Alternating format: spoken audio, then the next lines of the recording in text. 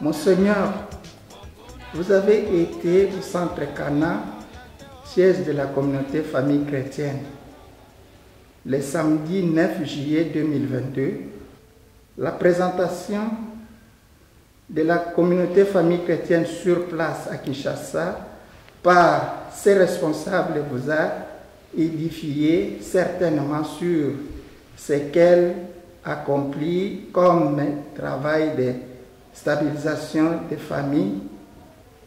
Après cette visite pastorale, quelles sont vos impressions sur la communauté famille chrétienne?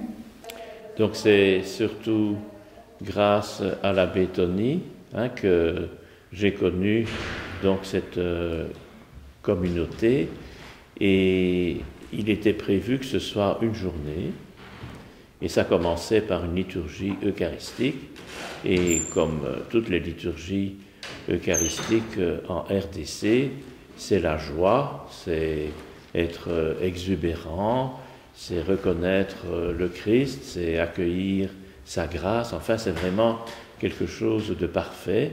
Et les Européens qui sont glaciaux, toujours rigides, quand ils arrivent au Congo, ils disent « Ah, si toutes les messes étaient comme ça en Europe, il y aurait plus de monde. » Donc c'est vraiment la joie qui transparaît. Il y avait aussi, donc, outre la liturgie, donc, des enseignements, et puis un repas, puis autre chose. Donc c'est l'occasion donc, pour moi de découvrir donc, ce groupe, cette communauté de famille, et là, les questions qui se posent sont pratiquement universelles. La famille telle que Jésus la propose dans son enseignement, que nous avons dans le Nouveau Testament, mais aussi qui s'enracine dans la tradition juive, donc la famille telle que nous l'avons dans le dessein de Dieu, c'est quelque chose de tout à fait spécifique. Et quand on regarde autour de soi, donc le fait de vivre en couple, d'avoir des enfants, on voit qu'il y a beaucoup de modèles très différents sur la planète. Et donc pour suivre l'enseignement de Jésus, ce qu'il propose, il faut une conversion. Donc il ne faut pas seulement suivre ce que tout le monde fait, mais il faut se rendre compte aussi qu'il y a là quelque chose qui vient de Dieu. Et le fait que ce groupe aide les gens à rester fidèles l'un à l'autre quand il y a mariage, aide à éduquer les enfants aussi au niveau de la foi, aide des personnes qui ont été délaissées par un conjoint. Donc tout cela fait partie du témoignage de l'Évangile, de l'enseignement de Jésus, et donc je suis très étonné en bien que cela puisse se faire aussi donc dans un climat de confiance et de joie. En Europe, ça dépend évidemment des lieux, mais ce sont des groupes de réflexion, des groupes de partage, ce sont des échanges qui sont nourris de la parole de Dieu, etc., etc., mais ce n'est pas toujours dans une ambiance de joie. Donc ce que je trouvais donc, à Kinshasa, c'était dans une ambiance de joie, et on sait que pour manifester ou vivre de la fidélité dans le mariage, il y a des moments d'épreuve, et quand on est plusieurs autour de soi qui viennent vous soutenir, bon, je ne vais pas dire que c'est plus facile, mais en tout cas, on a davantage de courage. Donc c'est ça que j'ai découvert, et dans une rencontre alors dans le bureau du responsable avec son épouse, donc en fin d'après-midi, donc on m'a proposé donc toutes sortes de projets qui étaient en route, et donc on m'a donné des dossiers, etc. Donc ça veut dire que ce n'est pas simplement, entre guillemets, pour Kinshasa, mais c'est pour au-delà. Et donc je suis heureux donc qu'il y ait deux groupes comme cela, au plus en Belgique, et puis donc avec Amérique, Europe. Donc ça veut dire qu'il y a là un témoignage qui va au-delà du noyau fondateur, Et pour ce noyau fondateur, ça a pris des années aussi pour s'exprimer, pour grandir. On a déménagé, on a changé de maison, etc. Donc tout cela montre que c'est quelque chose de vivant. Ça veut dire que mon regard à moi, ce n'est pas d'accompagner quelque chose qui meurt, comme j'ai dans plusieurs aspects de la pastorale, mais c'est ici regarder, contempler quelque chose de vivant et qui vient de Dieu. Donc ce n'est pas simplement une initiative humaine. Voilà. Et en votre qualité d'évêque et pasteur, quel est le message particulier que vous leur avez laissé sur place à Kinshasa? Il y a deux choses. Donc l'action de grâce, donc devant quelque chose où on sent que ça vient de Dieu. Et puis la deuxième chose, vraiment encourager, continuer. Et donc comme toute œuvre qui vient de Dieu, ce n'est pas seulement des projets dans un bureau avec un groupe de spécialistes, mais c'est aussi porté par la prière. Grâce à la prière, donc nous avons un discernement. Quand on accompagne une œuvre qui grandit, on applaudit bien sûr, on est content, et on a des moments de convivialité, mais aussi des moments de prière et d'écoute de ce que le Seigneur dit dans le cœur ou dit quand une assemblée est en train d'écouter la parole de Dieu. Donc je crois que c'est ça le message. Un évêque n'initie pas beaucoup de choses, ne met pas beaucoup de choses en route, et moi en particulier, en RDC, je ne peux rien mettre en route, je suis évêque en Belgique et donc pas là-bas, mais donc je rends grâce pour ce que je vois, et en même temps, je ne peux que prier, donc accompagner, et voir susciter aussi, donc dans le cœur des gens qui écoutent, donc la prière c'est important pour cela. Et s'agissant de l'accompagnement que vous venez de parler, l'accompagnement des couples, des familles, que pensez-vous de l'apport de la communauté famille chrétienne au sein de l'Église catholique pour l'avenir? Eh bien, ça je vais répondre comme je fais pour tous les groupes. Ouais. Si ça vient de Dieu, ça va grandir et continuer. Si ça ne vient pas de Dieu, on verra. Mais donc ici, c'est ça que j'insiste parfois sur l'aspect spirituel, donc de profondeur spirituelle, c'est que nous sommes toujours devant donc, des initiatives d'êtres humains, de chrétiens catholiques, donc c'est pas simplement quelque chose qui nous tombe comme ça, donc ça a été bien pensé, bien réfléchi, et on a répondu à des besoins, donc c'est pas simplement pour le plaisir de faire quelque chose, donc on répond à des besoins, donc des familles qui parfois traversent des difficultés ou dans la joie éduquent des enfants et tout.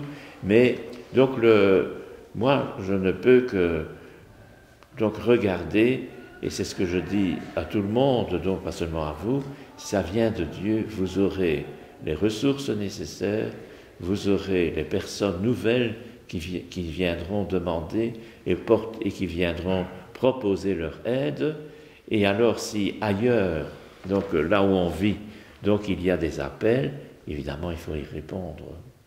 Donc ça c'est, je trouve que quand on regarde donc dans les actes des apôtres comment il y a eu des initiatives qui ont été prises, et puis quand on lit les lettres de Saint Paul aussi, des choses qui ont été fondées, etc., ben on voit alors l'expansion, le développement, il y a toujours des épreuves, il y a toujours ce qu'on appelle des traces du péché originel dans les actes des apôtres. On dit qu'on va partager tous ses biens. Il y a un couple qui ment, et Ananie et Saphir, ils viennent devant Pierre, et hop, ils meurent. Donc c'est exactement la même chose que dans le livre de la Genèse, on écoute le serpent plutôt que le Seigneur. Donc c'est ça. Donc même s'il y a des moments difficiles dans un groupe de chrétiens comme celui-ci, mais je ne dis pas qu'il y en a, mais même s'il y avait des moments difficiles, sachons bien que ça fait aussi partie du développement de toute chose qui vient du Seigneur. Et comme vous l'avez appris sur place au centre Cana, la communauté famille chrétienne vit depuis 38 ans des cotisations de ses membres. Elle a beaucoup de projets qui ne peuvent être réalisés par manque de capitaux, de moyens financiers. Monseigneur, au regard de votre sollicitude personnelle, que peuvent être votre contribution pour accompagner les efforts de la communauté famille chrétienne à obtenir des capitaux afin de pouvoir réaliser ces projets? C'est comme toute œuvre humaine. Donc on a besoin de ressources, on sait où il y en a, où on ne le sait pas, et quand on ne le sait pas, on en cherche. Donc pour le moment, donc vous comptez sur ce que donnent les membres donc du groupe, des communautés, mais vous savez très bien que ça ne suffit pas. Donc il y a donc à l'intérieur de l'Église universelle des associations, des groupes dans des pays riches, en Allemagne. Parfois, on demande au Saint-Siège de dire où on pourrait aller, aux États-Unis aussi. Donc il y a des groupes comme ça qui peuvent donner de l'argent, mais donc ce sont donc dans ces moments de recherche, il faut en général se confier à des personnes qui s'y connaissent très bien. Donc ce n'est pas quand on n'est pas soi-même au courant, il faut demander à des spécialistes. Et dans les multiples lois de la Belgique, il y a, donc je vois ça chez mes collaborateurs, donc il y a des possibilités de demander de l'argent, donc dans certains cadres, en remplissant des dossiers, et il faut évidemment aller plaider la cause, mais donc c'est vraiment un travail en général fait par des spécialistes. Donc vous pouvez demander une fois à quelqu'un de donner beaucoup d'argent, mais normalement, pour que quelque chose continue, il faut demander à des spécialistes comment on fait pour avoir de l'argent. Et dans les émissions télévisées, dans les autres de charité, si vous voulez, donc d'entraide, de solidarité, on voit, donc j'invente, il y a le loto, il y a ceci, il y a cela, et donc ils peuvent aider. Mais ça, il faut demander à des spécialistes.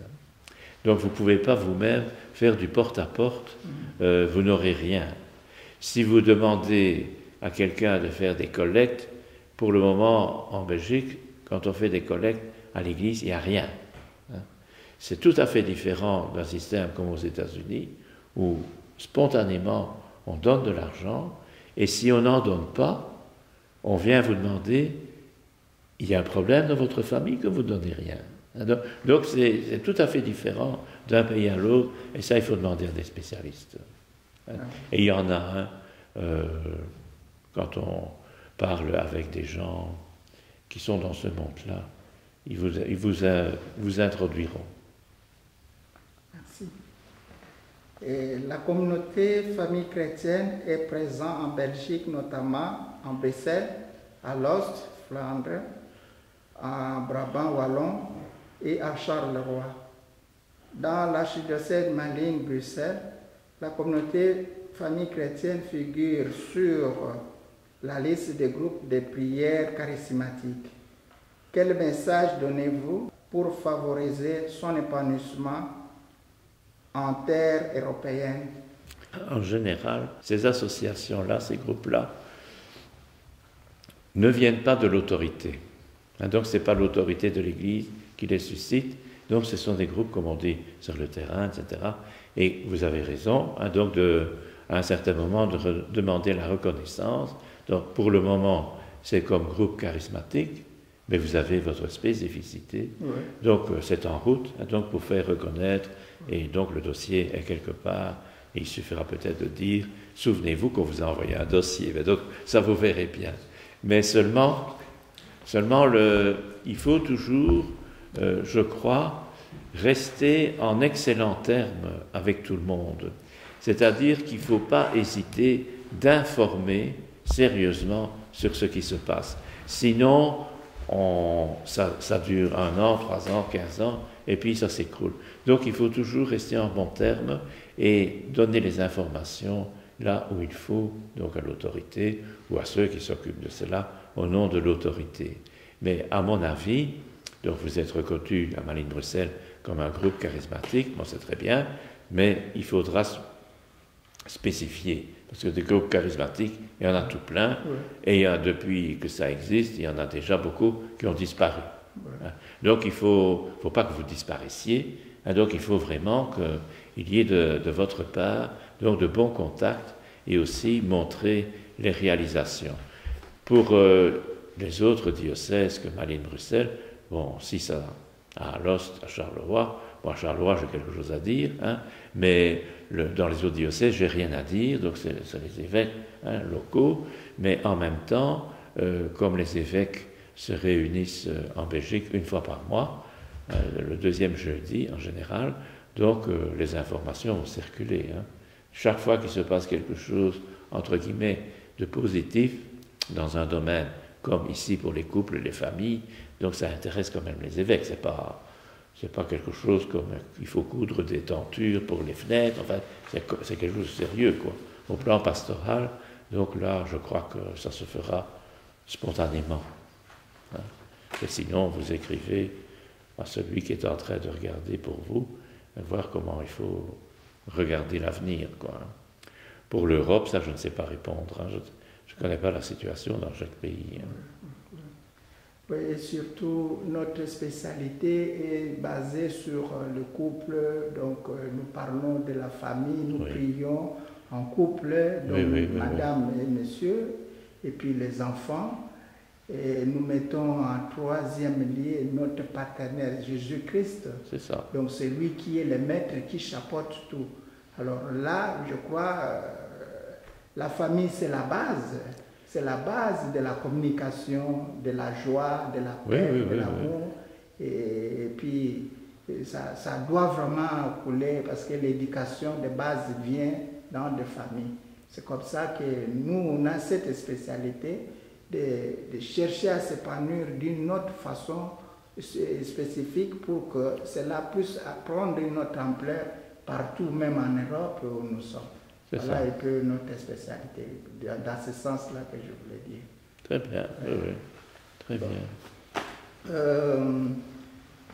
Monseigneur, quels conseils pouvez-vous nous prodiguer en notre qualité de membre de la communauté famille chrétienne en Belgique pour réussir nos démarches d'implantation de notre mouvement en Belgique en tenant compte des structures qui existent déjà et des barrières qui peuvent s'y ériger?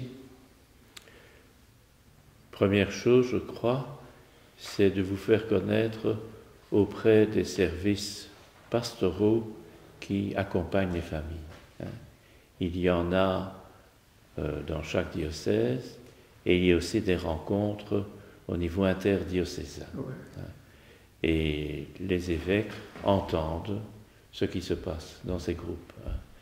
Alors, il ne suffit pas de préparer la prochaine rencontre des familles au niveau universel. Donc ça, c'est le Saint-Siège avec le Saint-Père, évidemment, qui prévoit tout cela. Et il ne faut pas être contre, ça va de soi. Mais si on peut, on essaye d'y participer.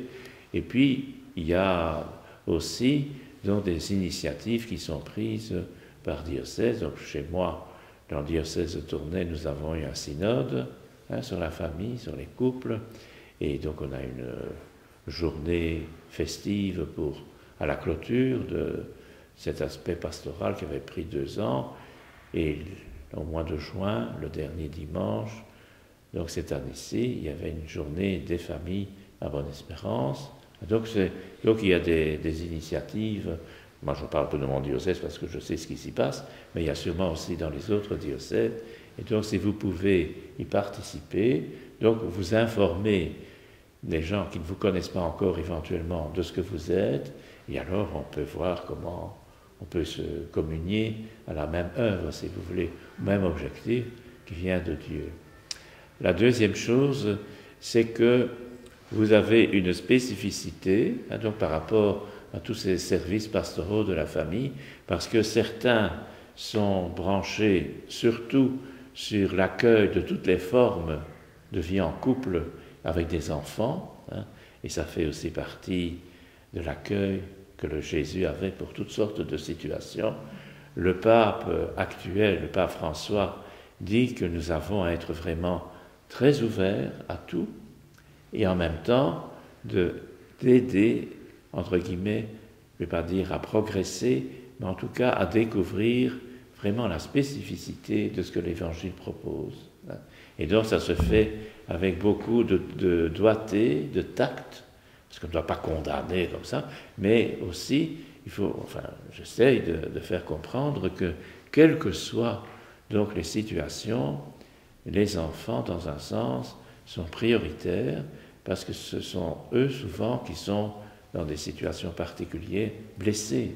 Je ne dis pas que dans le couple, les gens ne sont pas blessés, mais en tout cas les enfants, sans qu'il y ait de leur part une responsabilité, donc doivent vivre comme cela.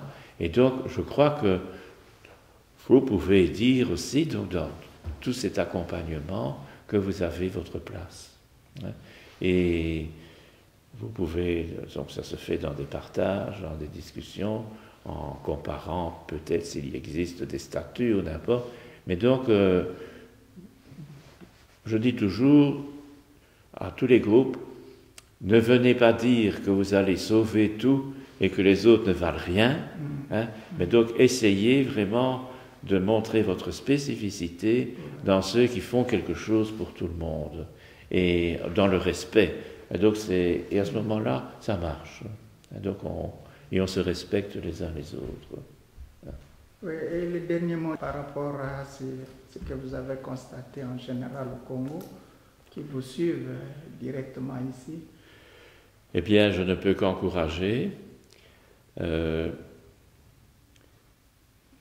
pape François a fait 2 synodes sur le couple, la famille, et il en est sorti donc un document à Maurice Laetitia que j'ai commenté donc dans l'Église de Tournai, donc tous les chapitres, ça a pris beaucoup de temps, et j'avais vu le pape au début, et il m'avait dit « Lisez, lisez !» Je dis « Oui, je vais le lire. » Et essayez de comprendre, oui, je vais essayer de comprendre. Donc, et du coup, je l'ai rédigé comme éditorial, mais pendant des mois.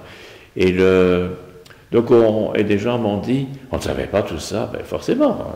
Qu'est-ce qu'on sait? Pour le moment, au niveau de la foi, qu'est-ce qu'on sait? On a des idées comme ça qui viennent des médias ou de ce qu'on raconte à la maison, mais ce n'est pas nécessairement la réalité. Donc, au niveau de la famille, je crois qu'il y a beaucoup d'ignorance. Et je crois que ce que vous faites, donc soit au Congo ou ailleurs, donc c'est vraiment montrer qu'il y a dans la foi chrétienne, dans la parole de Dieu, quelque chose de spécifique qui est dit sur la famille. Alors, je n'aime pas, mais bon, ça c'est moi, parce qu'alors, on dit c'est la famille traditionnelle, mais dans la société, il faut toutes sortes de familles. Je dis oui, il faut accompagner toutes les familles, mais au niveau de la foi chrétienne, il y a un enseignement spécifique. Et quelque chose qui vient de Dieu, on ne comprend pas toujours, ça, je suis bien le premier à le reconnaître, on ne comprend pas toujours, on pense que quand on donne cela, on juge négativement tous les autres, c'est pas ça non plus, mais donc il y a quelque chose à découvrir là-dedans, dans la parole de Dieu, et qui est vraiment source de bonheur. Donc ce n'est pas une sorte d'épreuve ou un poids parce qu'on est catholique, il faut vivre comme ça. Mais donc c'est vraiment une source de bonheur. Et ceux qui essayent d'en vivre, il y en a beaucoup, ceux qui essayent d'en vivre, découvrent aussi quelque chose qu'ils ne savaient pas en commençant. Et ceux qui sont mariés, quand ils commencent leur vie commune, voient des choses et avec le temps, ils découvrent bien d'autres choses. Bien d'autres choses. Et quand les enfants arrivent, c'est tout beau, tout gentil au début, et puis ils grandissent, on découvre aussi beaucoup de choses, et des choses aussi qui ne sont pas toujours négatives, hein. Donc ils sont source de joie. Donc voilà, je trouve que ce que j'ai donc reconnu donc à Cana, hein, donc c'était un peu cela, et le couple et les autres qui sont là à la direction, donc font cela très bien, avec les aumôniers et tout, hein, donc je ne peux que féliciter. Hein. Merci beaucoup.